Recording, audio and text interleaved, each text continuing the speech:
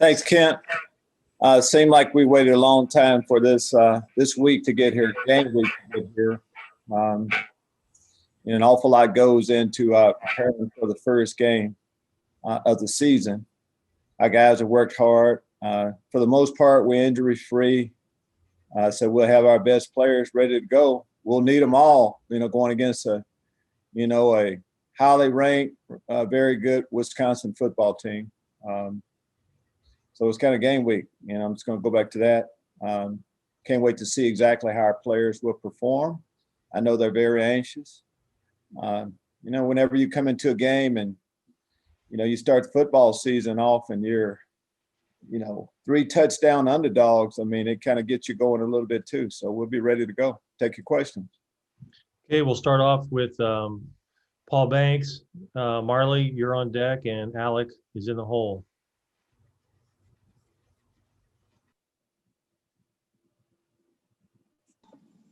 Hey, Coach. Thanks for doing this. It's 1 year anniversary of the big upset today.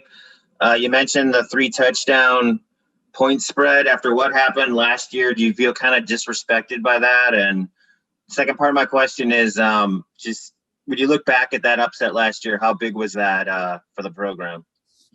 As far as looking back on, last year, it was big for our program. We needed a signature win. They were highly ranked. We were able to, play good enough football to get the win that day. Going into a football, so as far as being disrespected, until we become a consistent winner, this is a position we'll be in quite a few times. And it's not all bad to be the underdog when people don't have a lot of confidence and what they think you can be. But as I look at our football team, we made progress last year. We were a 6-win team. And I think we're a stronger football team right now. We lost a few guys, but for the most part, our best players are back, and we've added quite a few players. So we're excited about seeing exactly how we fit into the landscape in 2020. Cool, thanks. Okay, Marley, you're up. Alec on deck. Hey, Lovie. Over the weekend, the positivity rate in Wisconsin was 26%. I can imagine you guys feel pretty confident being in the stadium, given all the Big Ten protocols, but what are some of the other practical challenges like traveling, staying in a hotel, meals? How is your safety going to be ensured in a place that is very rampant with the virus? Well, Marley, we talk about just concentrating on the things that we can control. You talked about the positivity rate in the state of Wisconsin. We're not going to be there at all of those places. For us to be able to play the game Friday night, we're going to have a clean field. Both programs will be that way. So we're not really worried about a lot of those things. We've been testing every day. They've been testing every day. So in a way, the football teams have been in a form of a bubble a little bit. So we are going to spend the night there the night before, but we're going to get on a bus, go right to the hotel, and we trust the protocols that they have in place there. There's a lot of things on our mind about, this Wisconsin game, but us being safe, that's not one of them. Thanks, Lovie.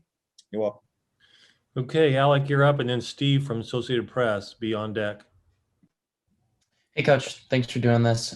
What's the importance of having Jake Hansen back after missing a couple games at the end of last season? And how much do you think his leadership is just going to help him with the position switch to the mic? I think it's established who your lead is on, in all 3 phases. Defensive side of football is Jake Hansen. So it means an awful lot to have our leader, and not just our leader off the field and doing everything right, but he's one of our best football players. In order for us to have success this year, we can have more success, I'll say that, with Jake Hansen being on the football field. So it means an awful lot to him. He was playing outstanding ball until he went down with an injury last year, and he's good to go, ready to go. Can't wait to see him play. I know you've talked a little bit in the past about your relationship with Jake and kind of, I guess, how special it is. When did that kind of start to grow, and what kind of fostered that growth of the relationship between you two? Well, I love Jake Hansen, but I love a lot of our players. Not a lot of our players. Love all our players. Sometimes just based on the position a little bit, you may spend a little bit more time with someone. I'm calling the defensive signals, and Jake's makes the calls, so I spend a little bit more time with him. But it's easy to like him. He does everything the right way. Works hard on and off the football field. It's just hard not to really buy into a guy like that. And as a football coach, you want guys leading your team that are that way. We get the same thing. We just named our 5 captains from this past Friday. Of course, Jake for the 2nd year in a row. That means a lot to be selected captain 2 years in a row. Nate Hobbs, same thing. I've seen so much growth from him. And on the offensive side of the football, Brandon Peters. Everything goes to the quarterback and our center. So for both of them, Doug Kramer also to be the captain, along with Blake Hayes. Our team is in good shape, finally, when we have that type of senior leadership. Thanks, Coach. Appreciate it. You're welcome. Okay, Steve from the Associated Press, and then Bob Osmussen, you're on deck. I was just wondering, thank you for doing this for one thing, but I was just wondering, starting so late, what do you expect the quality of play around the Big Ten to be like these first couple weeks? And I was wondering if from watching college football, watching the other conferences in action, seeing some of the mistakes that have been made particularly on defense and special teams after delayed starts, what you kind of learned from watching those games. Well, I think anytime you watch a game, as you mentioned, situational football comes up, and every time you see something unusual that happens, it kind of helps your preparation for what's going on. I do not expect the football to see a bad brand of football. I think we're going to see exciting, good football from the start. It will get better each week like it always does. But we're expecting to play good football right away, and I know the rest of the Big Ten teams are, and just can't wait to get back into the mix of college football. What we've had to go through is, withdrawals a little bit of not being involved in this special thing we get to do of playing college football. So we can't wait to go. We're excited about also being the first Big Ten team to play. Can't wait to go. Okay, Bob, you're up. And then Jeremy Werner, you're on deck. Joey Wagner in the hole. Hey, Coach. Jeff Brom got diagnosed with COVID. I'm wondering what you do extra to be careful about yourself. You always talk about things you can control. What are the things you're doing extra to make sure you're not in the same situation? And what would you do if you had to quarantine? Well, Bob, what I do is what our players have been doing. We've had a protocol in place for a long period of time. We've been testing around here for a long period of time, daily testing for a long period of time. I wash my hands. I try to socially distance as much as I possibly can outside of our department here. We wear the mask. I think that's what most people do that believe that it makes a difference. You can make a difference in your health by just following some of those things. It's not 100% though. We're not in a bubble, so we're living in society still. We just hope that, I know right now we don't have, our guys are taking care of business, and I'm a part of that. I'm just following the protocol like everybody else is. And we have things in place in case that happens. And, we have a third down game plan, short yardage game plan, and everything else. You kind of keep your game plan to yourself a little bit, and we'll do the same thing. But we feel good about where we are. Thanks, Coach. You're welcome. Okay, Jeremy, you're up. Joey Wagner in the hole, or on deck, sorry. Good afternoon, Lovie. You said you have a clean team on Fridays. Is your team clean now, or is everything good with where you guys are with COVID? Everything's good. Coaches, players, staff, and all. And this Wisconsin offense, you've talked about Paul's offense a lot. What makes this a big challenge, this kind of offense, especially with the defensive line that you guys are counting on some guys to really step up? Well, what makes it first off, Paul's been doing it a long period of time. We have a system we believe in. They have the same thing. They're a little different. Most of the, college programs have some form of a spread offense that they run. Wisconsin is different. They believe in, a power running game, play action passes and things like that. So you have to be sound on the run. you have to have your big boy pads. We know going into a game, it's not about us stopping the pass to make them run. They want to establish the run, and we have to meet that challenge. So it makes you be sound. It makes you be, you have to be good tacklers. So we're looking forward to that. Again, we have history. We played against each other a few times now, so I don't think either one of us is going to surprise the other with an awful lot. You've been confident in this team for a long time, Lovie. What gives you that confidence, especially after seeing training camp? Well, just knowing what we've gone through, Jeremy, not just right now, for 4 years. I see the matchup. We were able to beat this football team last year. Feel like we're a better football team right now. I know they're better also. So I think it's going to be a good matchup. Again, it'll be decided on the field, but you just look at the new additions that we've added to our program. And I think most of the new additions they're like advertised before. So we'll see. Thanks, Lovie. You're welcome. Okay, Joey Wagner, Scott Beatty on deck.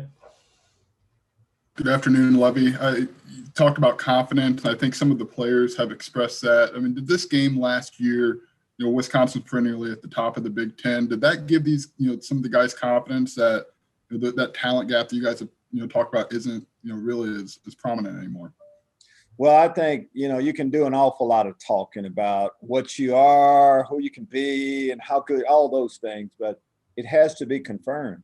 And the only way it can be confirmed is if you get a win against good people. We were able to get some big wins last year. So yes, winning definitely gives you confidence that it works if we do it the right way. If we work hard, we buy into it, have each other's back, play hard, and do all the things that we continue to preach. So yes, last year we took a step, but they don't take that record over. We start over again. But by saying we'd be able to start over again, I mean, we don't have a loss on our record, and we can, so yes, can't wait. And then I know you mentioned Delano Ware as somebody you consider a forced starter at linebacker. It seems like he could, maybe get that start. Does Milo have to sit out the first half against Wisconsin? Is that correct? Milo does have to sit out the first half of the Wisconsin game. And, I was talking earlier about our plan for COVID. We have a plan for anyone that could possibly be down for whatever reason. COVID, injuries, just suspension. And it's always about the next person up. And we have a couple options there. We have guys, Kaylon Tolson, of course, has played. You mentioned Delano Ware, the Shimon Coopers, the Tariq Barnes. We have some other young players that have been waiting for the opportunity, and they'll get that for the first half. Milo is one of the best players on our football team. Whenever we can get him back out there, we will. Thank you, Lovie. You're welcome. Hey, Scott Beatty, and then Matt Stevens. Coach, thanks as always for your access. A lot of my questions have been covered, but I did want to circle back to issues of racial justice, social justice, anything that you can preview if there is anything planned of something for solidarity or a show of support on the field from your players or you? I don't think it would be fitting to say, we'll just get to the game. But yes, there are a few things that we are going to do as a visual. But I'm going to say again, it's a lot more than one visual you're going to see for a 3-hour period of time with what we're dealing with and what really needs to be done on a bigger picture. Of course, ending up with the election. But we will have a few things that will be on display when we play this weekend, yes. Seems like all of our attention is on the game, on the team, football returning. Does it feel important to you to not let the conversation fizzle out on that side of things? Oh, the conversation will not fizzle out.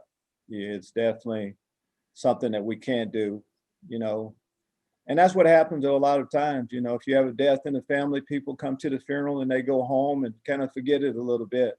I don't think this is something that's going to go away. I know it's not. But there's a time and a place for everything, and there will be a time. Thank you. You're welcome. Okay, Matt Stevens, you're up. Lovie, I'm interested in what an empty stadium game could mean for you in an opener, especially on the road, and how it's how it may have changed preparation in the sense that do you have to prepare for, you don't have to prepare for much noise? Does silent counts not, become part of the priority? And specifically pregame, just trying to get everybody energized in a stadium with nobody in it. Can you talk a little bit about that? If that's been part of the conversation with your staff and how you guys approach that? Well, first off, I'm anxious to see it too. I haven't been in besides practice, and that's what I'm going to go to. In practice, we have to, you have to get yourself going. First off, if you're relying on somebody else to get you going as an athlete, you're going to fail eventually. It's got to be some self-motivation there. It will be different. But if you ask me, would I rather have 90,000 Badger fans there or no Badger fans there? I'm going to pick the no Badger fans at any time. So me, I think it has to be an advantage for the visiting team when you're going into a hostile environment. But besides that, as far as communication is concerned, it won't be a crowd. We won't have to worry about that crowd noise for the snap. We'll be able to get that. A lot of communication will be easy on both sides. So, and then you're going to get down to football that's being played, which it should be. So in the end, that's what it's going to come down still. Lastly, from a health standpoint, Rod has mentioned about concerns that he has about 9 games in 9 weeks, just on certain types of injuries that could happen, not COVID related, but physical injuries, hamstrings, that type of thing. Has that been a point of emphasis throughout your training camp to kind of make sure guys understand this is going to be kind of more of a sprint than a marathon, essentially? I think we set our training camp up for that. It's not like we practice every day, scrimmage every day. We train that way in the weight room. Yeah, there's more games will be played in a more compact period of time, but we're all dealing with the same thing. Control the things that you can control. And that's not something, everything that we could do to try to lessen that possibly happen, we've done. Now the guys want us to let them loose, and that's what we'll do. Thanks, sir. You're welcome. Okay, we'll go Rob McCauley, Dennis Dodd, and finish up with, not finish up, but then Mike Pearson. Go ahead, Rob. College kids, Lovie, have been in general among the worst at towing the line with COVID protocols. So I'm curious, how have you handled compliance and disciplinary issues with respect to COVID protocols? Well, you're kind of stereotyping a group of people there. And I don't think that's necessarily the case with what we're dealing with. Our guys have followed protocol. We haven't had a lot of positive tests. They've done what we've asked them to do. And as far as the discipline, if you break protocol, it's just like missing a meeting or doing anything else that you're not supposed to do. There are consequences for that. We haven't gone to that length.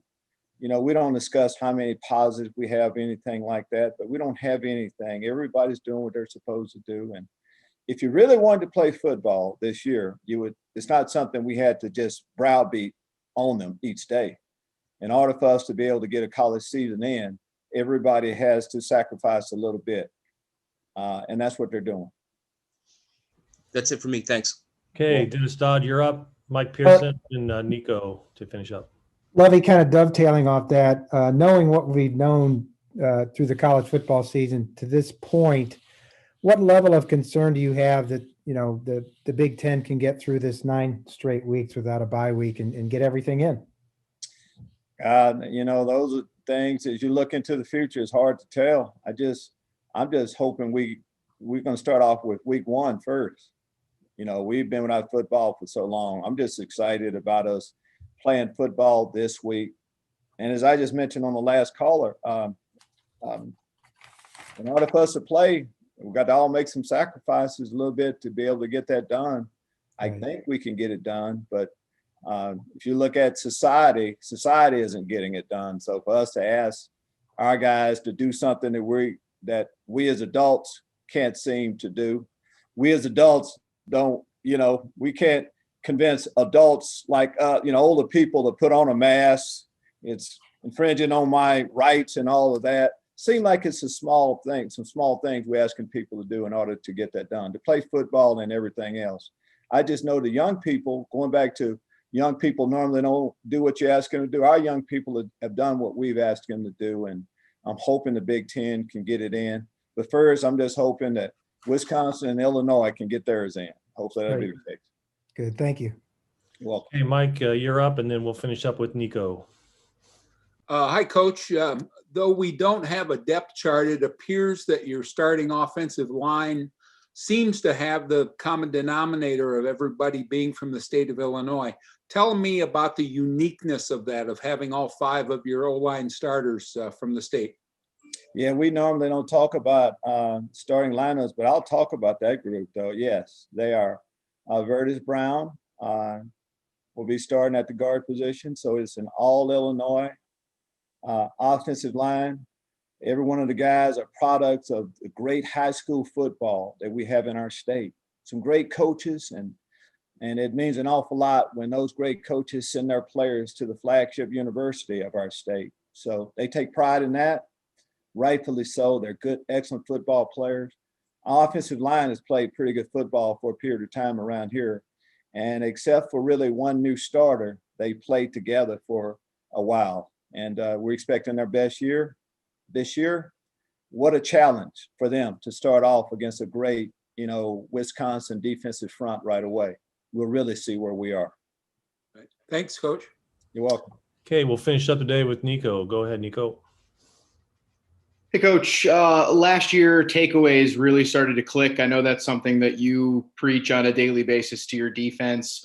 Have you kind of set a bar for the opener of a number that you'd like to see, just in terms of maybe keeping that momentum from last year going, because takeaways were such a big part of your success last season? I'm just kind of pumped up on how normally when you ask a question, not you ask a question, but I'm asked a question, they say, hey, tell me about how you guys get, turnovers. And you talked about takeaways right away. That's what we're talking about. Just that's a big part of it right there. Defense has to take the ball away. You can't rely on turnovers. I'll just say that's in our DNA, but just because it's in your DNA doesn't mean it always comes out. But we practice it, we preach it, we live it. And I just think in order to play good defensive ball, that's a part of it. Total defense, rushing defense, those are all important. Third down conversion, but it's about taking the football away. And the turnover ratio, I'm talking about bringing offense into it, that's what determined the outcome of the game. So we're still preaching it the same way. We have some guys that do it well. We talk a lot, Jake Hansen leadership. Jake Hansen was on a course last year to do something no one has done better than anyone has done in college football, and taking the ball away. Nate Hobbs and a lot of other players are really bought into that. Hopefully we can do it. Have you given your guys a number, maybe a benchmark that you'd like to see in that opener? Absolutely. You would like for me to tell you, right? If you don't mind. Yeah, no, we have those numbers.